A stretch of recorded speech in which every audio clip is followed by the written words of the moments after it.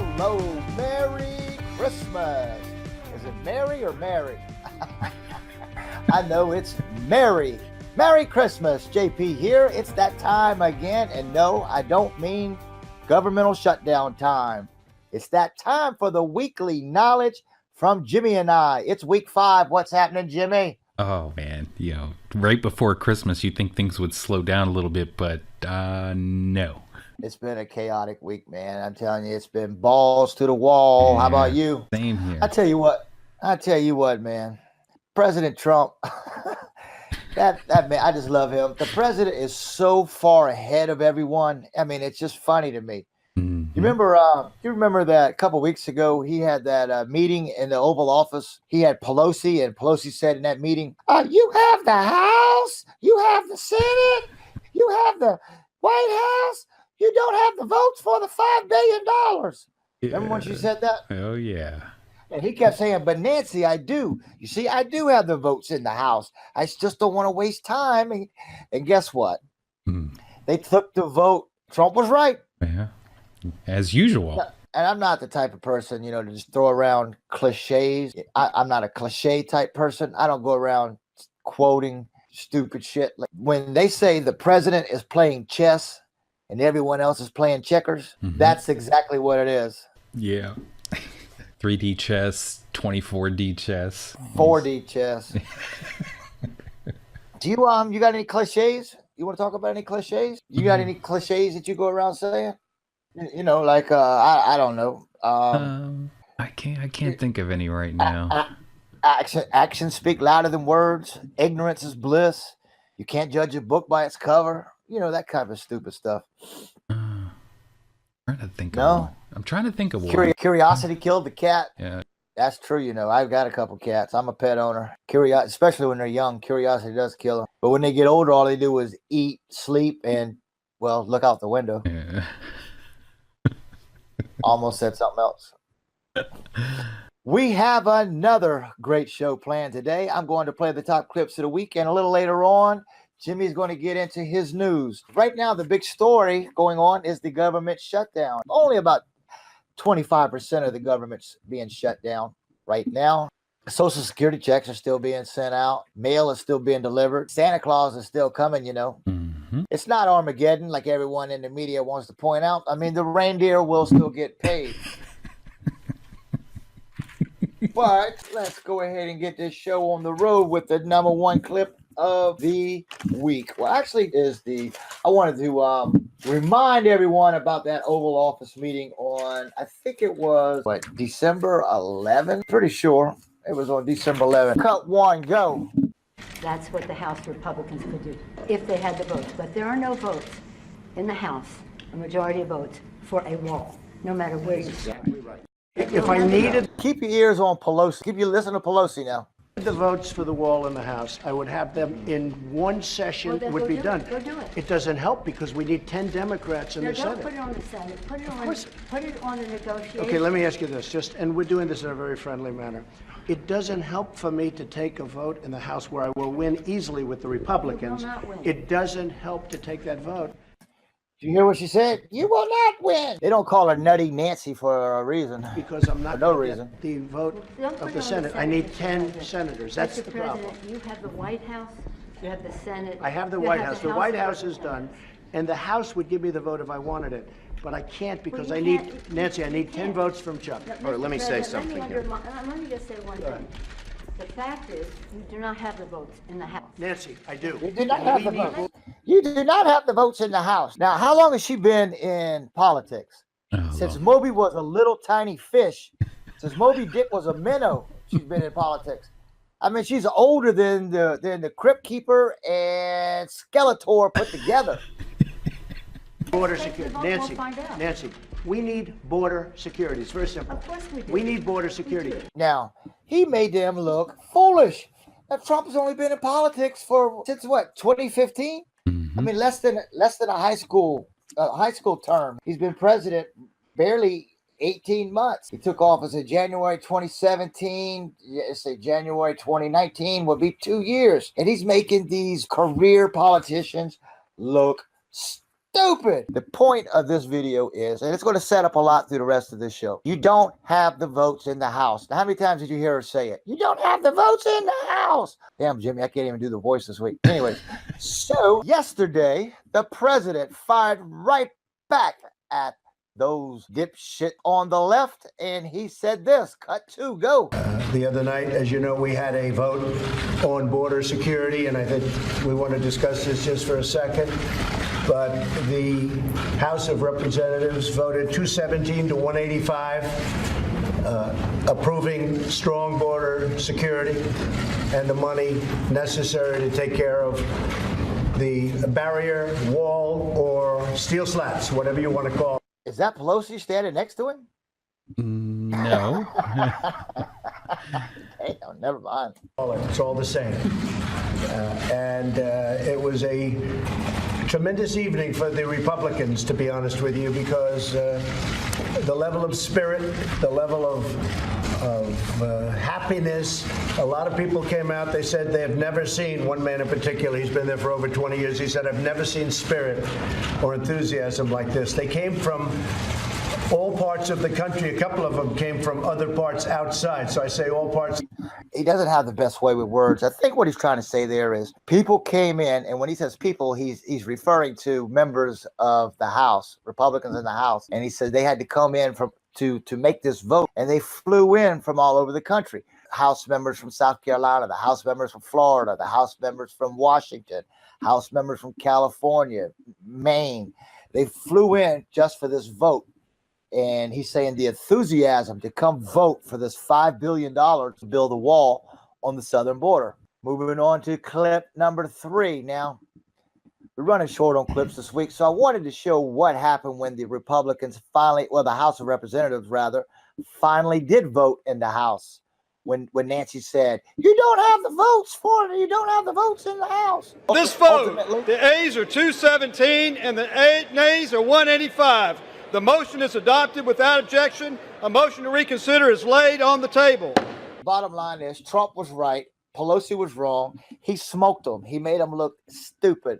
After that famous meeting on December 11th, now, those fools, those libtards, those morons over on the Young Turks, they're probably the most famous libtards on all of YouTube. I don't think we've ever mentioned them before, have we, Jimmy? I think we have. Maybe we have, but listen to what they said about that famous meeting on December 11th. This is funny. I mean, a human being couldn't be more wrong. I'll come back a little bit, as I told you on yesterday's show, too, because Pelosi really did do a great job of agitating him.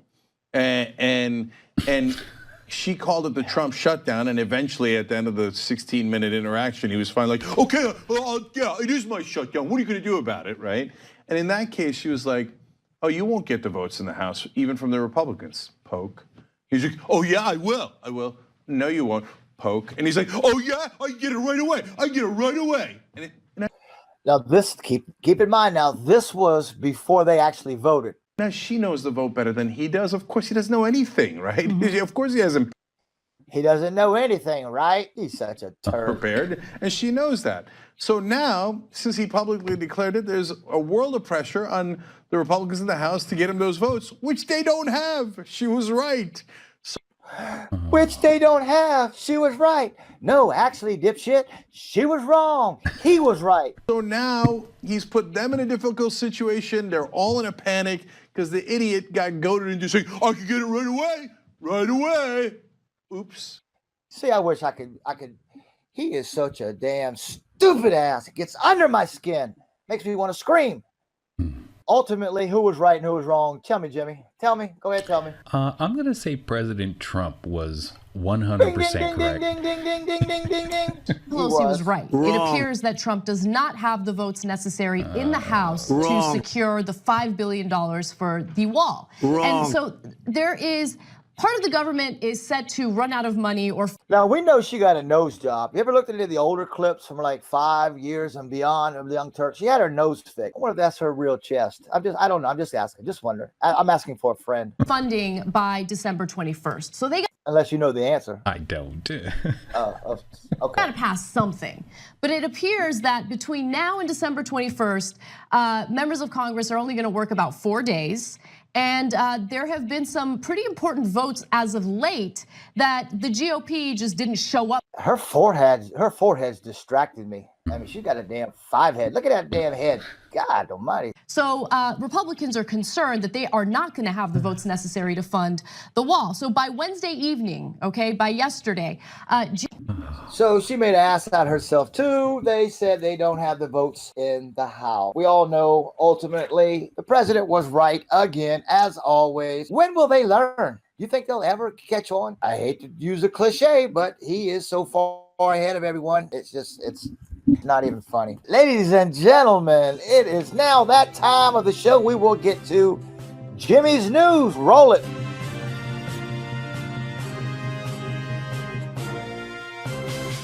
Well, of course, right now, the big news is the government shutdown, and it has officially begun. One thing I think that's kind of interesting, and the reason why I think it's interesting is because this one seems to have a lot of people on the left really perturbed, and that is this GoFundMe that has started to raise money for the border wall. What's it up to now? Last check is it has broke $14 million. Wow. Unreal. Yeah. How much you want to bet it'll be over 20 by the end of the weekend? I saw one guy gave $50,000 towards the wall. Wow. 50 G's. Wow. I think in the first, I think it was 2 or 3 days, they got up to 2 million, just like that. And then it started hitting the news.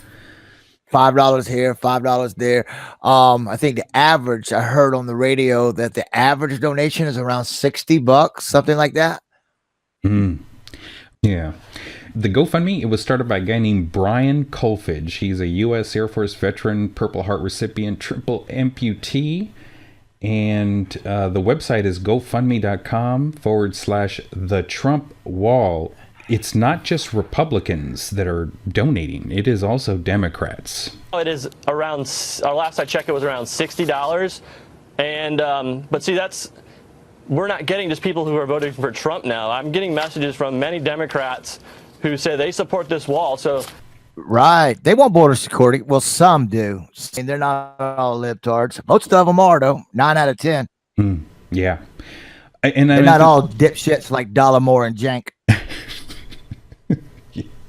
Well, unfortunately. But see, to me, that's the thing. This is not a Trump issue per se. It's only a Trump issue in the sense that this is a promise that he made. But that's one of the reasons I think why he won, because this is really more of an American issue. It's not a right. Right now, as you mentioned earlier, it's a quarter of the government that's affected. So honestly, I think we remember the last government shutdown, maybe, which was early at the beginning of the year, and it was one of those deals where we ended up having to kick the can down the road to get to this point. Yeah, he's not going to play that this time because they're going to lose the House. They're going to lose the majority of the House. So this is it. This is his last chance. So he better stand tall. He better hold firm. Yeah. Another fucking cliche. God, I can't. Let's see. So I found a clip from 2009. Play it. When we use phrases like undocumented workers, we convey a message to the American people that their government is not serious about combating illegal immigration. Now they like to use the word undocumented because it's more political. I don't use that word. They're illegal immigrants. They came over illegally. Some are wonderful people and they've been here for a while. Above all else, the American people want their government to be serious about protecting the public, enforcing the rule of law, and creating a rational system of legal immigration that will proactively fit our needs rather than reactively responding to future waves of illegal immigration. But we want an immigration policy that's fair, equitable, but that's going to protect our people. What the American people are pleading for is sanity and common sense in our immigration system. People who enter the United States without our permission are illegal aliens, and illegal aliens should not be treated the same as people who entered the U.S. legally. You cannot obtain legal status or become a citizen of the United States by illegally entering our country. Can't do it. the argument now is that the wall it doesn't work. But it's really funny. Israel, they have a wall. They say it works. Yeah. I don't know how many Democrats go to bed at night and leave their door unlocked. It's funny that you mentioned the thing on Israel. I'm going to show you this clip real quick of Tucker Carlson dealing with that libtard Chris Hahn. And Chris Hahn has just said that walls don't work. He said, well, look at the walls in China. That's my male libtard voice, by the way. Look at the walls in China. Walls, look at it, doesn't work. And Tucker said, well, did it work in Israel? He said, wait a minute. You just said, watch this. Right. Okay, but it's not about Trump. I mean, he said he was for the wall along the border. So if you thought that was important for America, why wouldn't you support it tonight when it matters? Well, maybe he came to his senses and said, we don't need this old technology to secure our border. We can secure our border through modern technology. Heck, put a Ring video doorbell there. It would do better than a wall. A wall didn't work for China. They got overrun when they had a wall. It's not going to work for us. People will dig under it. They will go around it. They will overstay their visas. That's how most people work in Israel? Come here undocumented. Does the wall work in Israel? In places, there are, look, there are places where a wall is appropriate, I thought they and there didn't are places work. where it's not. Oh, okay. It turns out walls trying to get into the United States. I'm a man of moderate intellectual means here. Literally 30 seconds ago, you told me walls don't work. It's medieval. People dig under them. And I said, what about Israel, which obviously nobody wants to criticize? And you said, well, actually, it kind of does work. So the question is, does a wall work or does it not work? Look, I'm not for no wall nowhere. I'm not for a wall from sea to shining sea. And by the way, if we were going to build a wall. Nice. See, I told you. Bottom line is walls do work. They just don't want to give Trump a victory. Yeah. One other thing I'll mention real quick, Chuck Schumer, if you listen to him and you listen to a lot of other Democrats right now, they're all saying, that Trump is throwing a temper tantrum. This temper tantrum that he seems to throw. And I think the only point I would make on that is the only temper tantrum that I've seen is the one that's been going on since 2016 when Donald Trump was elected. I mean, that's my only point there. All right. I'm telling you, those people, man, too bad it doesn't hurt. I've always said if stupidity hurt, 99% of those on the left would be in the emergency room right now. Well, there's been other things that have been happening this week. Let's see. Here's a story. Matt Whitaker. He is the acting attorney general right now. And despite pressure from Democrats, he is not going to recuse himself. Piss on him. Piss on him. Who cares what they think? Yeah. I mean, it all started over a phony dossier bought and paid for by the who? Hillary Clinton campaign. Yeah. Well, it's been through ethics. I mean, Department of Ethics officials, and Whitaker's met with them multiple times. They found no conflicts of interest regarding. All right, let's get in. Let's talk about this for a second. Why do they want Whitaker to recuse himself? They want Rod Rosenstein in charge. You know why? Well, here's the thing. They want Whitaker to recuse himself because of some statements that he made on CNN as a pundit. He gave his opinion. He said it shouldn't be going on, that it shouldn't have started. He just opined what his take on it. So now that he thought he gave publicly some negative statements about the investigation, they want him to recuse himself now that he is the acting attorney general. However, Rod Rosenstein is an actual subject of the facts of the investigation. He signed the damn FISA warrant. He's involved in the investigation. He's part of the subject, and now he's in charge of the investigation. Also, let's not forget, he also wrote the letter of recommendation to fire Comey, and now they're investigating Trump for obstruction of justice of firing Comey because Comey was investigating the Trump campaign. Please. How they want this guy in charge? Not only did he sign the fourth and final FISA warrant, he wrote the letter of recommendation to fire Comey, and they're investigating Trump for firing Comey. But they want the guy who did all that in charge of the investigation instead of some guy who just made a couple opinionated comments on CNN. Yeah. These motherfuckers. What else you got, Jimmy? Well, some things that were happening earlier this week. One of those things was Michael Flynn. He was scheduled for sentencing, and in what I think was a very dramatic turn of events, I remember that the judge had called for a recess right around noontime Eastern, and then he comes back, and they end up delaying the sentencing for another 90 days, which will take us back into March. Yeah, well, from what I understand, the prosecution, which is Mueller and his angry Democrat posse that he's put together, are recommending no jail time for the great General Flynn. And the judge looks like he's wanting to give him jail time anyhow, which is unheard of, only because he was associated with who, Jimmy? General Flynn was a Trump supporter. In other news, Loretta Lynch, she was questioned behind closed doors in the middle of this week. And I was reading one article that described it as a snooze fest. In this one article I was reading, with two Democratic lawmakers saying they saw colleagues napping during her testimony. They're always asleep. They don't know what's going on. Yeah, but it was 6 hours of closed-door questioning with the House Judiciary and Oversight Committees about her handling. And they were sleeping. And they were sleeping during the questioning. That's what it says here. According just to, like their voters, always asleep. Yeah, it was about the lazy mother. Go ahead. It was about the Hillary Clinton email probe and the famous tarmac meeting. Yeah. What else we got in the news? Another story that came out: Trump announces withdrawal from Syria, and then later in the week he announced we would be coming out of Afghanistan.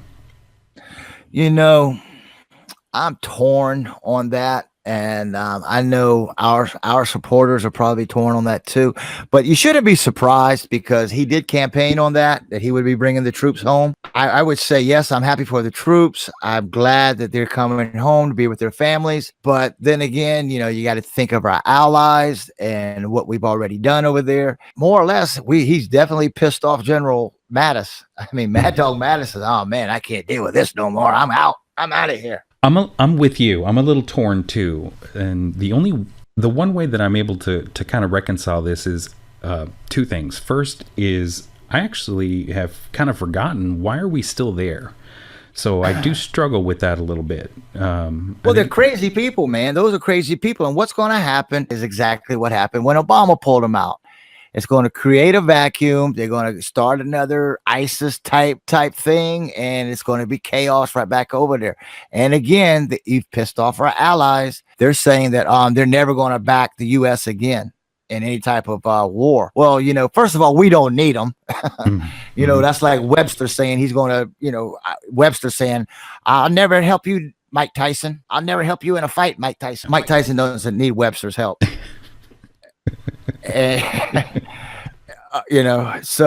But you know what I mean. Yeah. Well, the other thing is, I have no doubt that if things were to get a little squirrely, that Trump doesn't. That's what I meant to say. I mean, so what if we don't need them? When it comes down to it, they will need us. We won't need them. When the story first came out, the 2,000 troops that were in Syria or are in Syria right now, I was looking to see, what were they actually doing there, and a lot of it was special forces, because that's one thing Obama did when he sent them out there, is he didn't want to necessarily send heavy troops. He wanted to send in special forces. So there's a lot of that. There's also training that was going on, and I think what we've done is we've softened up that target quite well, to the point where can we now hand it over? And I got to believe that the judgment was made. Now, kind of moving on to the other story from that is James Mattis. He announced he's going to retire by the end of February, and it doesn't sound like he's too happy with the decision, or he's not. I think the word he used was aligned. Speaking of Obama, more military people have died in training exercises in the last year than they did in Afghanistan and Syria. So that's due to Obama depleting the military so bad. They didn't have the proper stuff to do training exercises. More members of the military died in training exercises than they did actual fighting in combat. That's how bad Obama depleted our military. So yeah, James Mattis is going to be moving on into February. I mean, it's pretty normal to go through. I think Obama had 4 Secretary of Defense. Yeah. Plus, I mean, he's been there. He's been in the military 45 years. I mean, it's time to retire. He wants to go. Everybody moves on. So overall, he's been widely respected. So I was researching to see if the media had said anything negative about General Mattis when Trump first appointed him. And you know what? I couldn't find any. I couldn't find not one person on CNN, MSNBC, CBS, and so on had said anything negative about General Mattis back then, or anybody on the left, Adam Schiff, Pelosi, and so on. I couldn't find anything negative that they said about him. So that's how widely respected General Mattis actually is. Well, I'll cap off that with, I think Jim Mattis did an outstanding job. He softened up the target. He got us to a place where I think the military is now moving in the right direction. So he, I think, served a huge role in the early part of the Trump administration. So my hat's off to him. I salute him. President Trump has dubbed General Mattis as the closest thing to General McCarthy he could find. So, in other news, Democracy for America conducted a poll. We talked about this in a previous podcast. So this whole who the field is or what the field is going to look like continues to shape. Leading off the pack, here's a list of top 5. Bernie Sanders is leading with 36%. And number 2 is Joe Biden. He's got just under 15%. Creepy Joe. Yeah. He never saw a little girl he didn't want to touch. Yeah. Well, some of those pictures are disturbing. Number 3, I'll list off number 3, 4, and 5. 3 is Beto O'Rourke, 12.34%.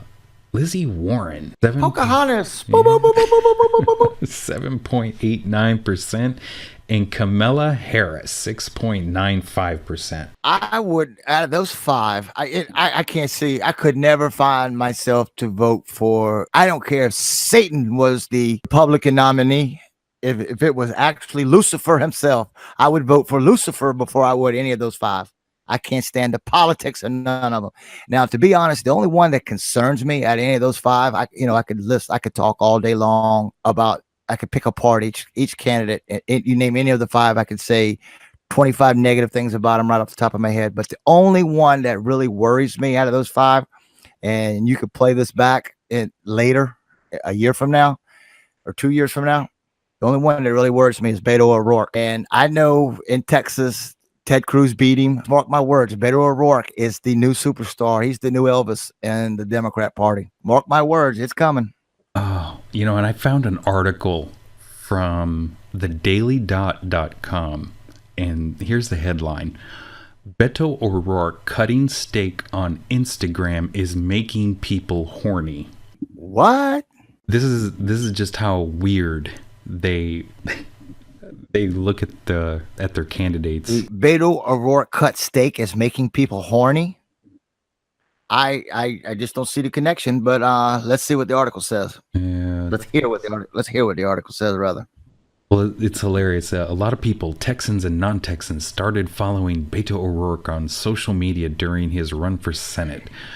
We followed his never-ending road trips across Texas, watched him skate in a Whataburger parking lot, and sweat through his shirts. A little further. While he was sweating in his shirts, Bernie was shitting in his pants.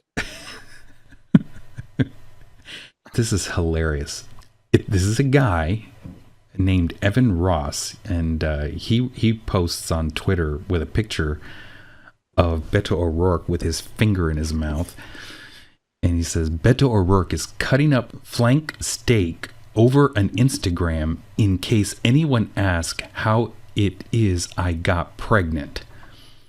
I mean, this is how Democrats look at their candidates. It's almost this emotional thing. It's just like with a lot of their arguments, they're emotional arguments. They always say, "You hurt my feelings. You hurt my feelings." Yeah. So yeah, those are the top 5 people: Bernie, Joe Biden, Beto O'Rourke, Elizabeth Warren, Kamala Harris. We'll see what happens. We'll continue to watch to see how the Democrat field shapes up for 2020. Oh, no creepy porn lawyer? I'm so disappointed, and I feel sorry for the creepy porn lawyer. Why is he not on the top 5? He deserves it.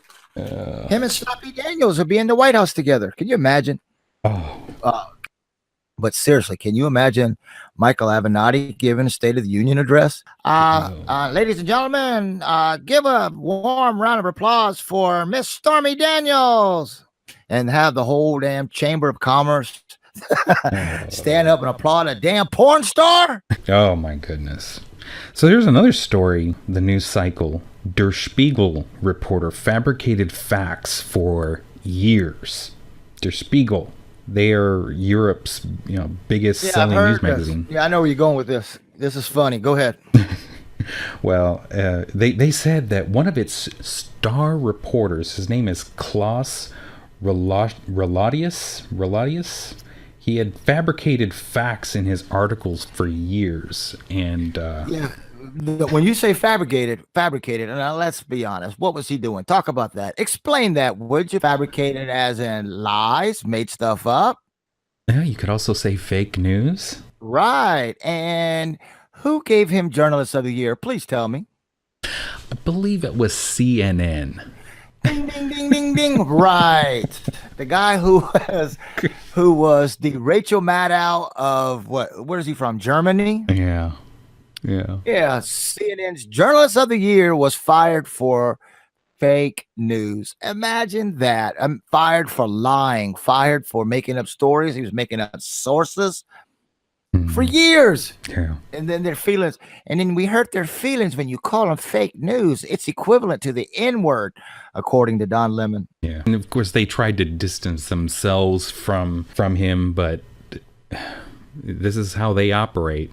And hey, they gave him the award, not us. Yeah. And that was in 2014 when they gave that to him, if I'm not mistaken. Yeah, you're right. I believe you're right. For those that watched Trump Van Network, I'm sure everybody has already seen one of the videos that was posted up earlier this week. The one where it was showing one or more of what I'm going to call a very grotesque example of fake news when they took the Obama era footage, kicking the water jugs down and blaming the death of a 6-year-old girl after being dehydrated from crossing the border. I mean, that was just one of the more grotesque examples of fake news, where they conflated these two images together. The little girl died. They tried to imply that it was the responsibility of the United States Border Patrol to give her food and water. Well, come to find out, they, like you said, conflated. She died from sepsis. Was her actual cause of death. Sepsis takes weeks to set in, but her actual cause of death was sepsis, not dehydration, as they are trying to imply in the fake news liberal media. What you were saying about the videos, what Lawrence O'Donnell and Joy Reid did was they took some Obama era videos from 2011, cut out the timestamp, hid the timestamps that the videos were from 2011 of Border Patrol kicking over water jugs out in the desert. You know why they were directed to kick those jugs over? Because they were being poisoned and they were not sanitary. So come to find out, they were made to kick them over, not because they didn't have a heart, not because they wanted those poor little immigrants who were just looking for a better life to dehydrate. They were actually trying to keep them from being poisoned. So the bottom line is MSNBC took the video footage of 2011 and tried to imply that it was the Trump administration, Border Patrol agents from the Trump administration, keeping water from poor little immigrants just looking for a better life, making sure that they didn't dehydrate on their journey to America. Yeah, this is why I can't stand them. Point out the ignorance and lies, that just the flat out hypocrisy and dishonesty that comes from them. I try to do that every single day of my life, and it's nonstop work. It really is. I can barely manage because they do it so much. It's exhausting to keep up with. I can't do both. You know, I would need a team to keep up with it. It's a full-time job. Exactly. Yeah. Man, but that story, it turned my stomach when I was watching them report it that way. We'll leave a link to the description if anybody listening doesn't know what we're talking about. Yeah. In last story I'll mention, Chick-fil-A, the fast food chain that the regressive left absolutely love to hate. They're only open 6 days a week. And their projected sales for 2018 have industry analysts projecting that this privately owned company is on track to become the number 3 fast food chain in the United States. QSR Magazine, they have rankings for 2017, and right now Chick-fil-A is currently sitting number 8 on that list. But at the rate that they're going right now, traffic is up, sales are up. Wow. So number 1 would be McDonald's. Who's second? Second would be Starbucks, or as it's also referred to as $4, because that's about what you're going to spend for expensive cup of coffee.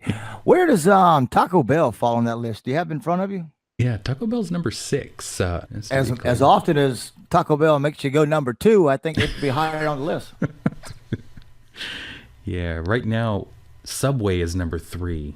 And okay. Chick-fil-A some good stuff, man. I eat it quite often. I would rather have Chick-fil-A, even though it's a little bit more expensive. I'd much rather have Chick-fil-A over McDonald's and, like I said, Taco Bell. Taco Hell. Well, unfortunately, ladies and gentlemen, that's all we have this week. We will be back again in 7 short days. If you can, shoot us a few bucks on PayPal. That's paypal.me/TrumpFanNetwork.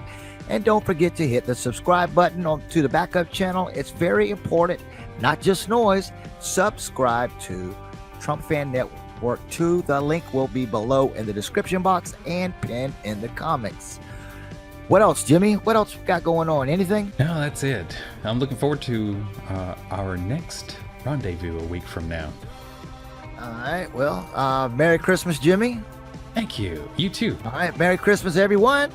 Everyone, have a good week. We'll see you next time. Be careful, be safe, and most importantly, be yourself. This is JP from the Trump Fan Network. We will see you again soon. Peace. See you later.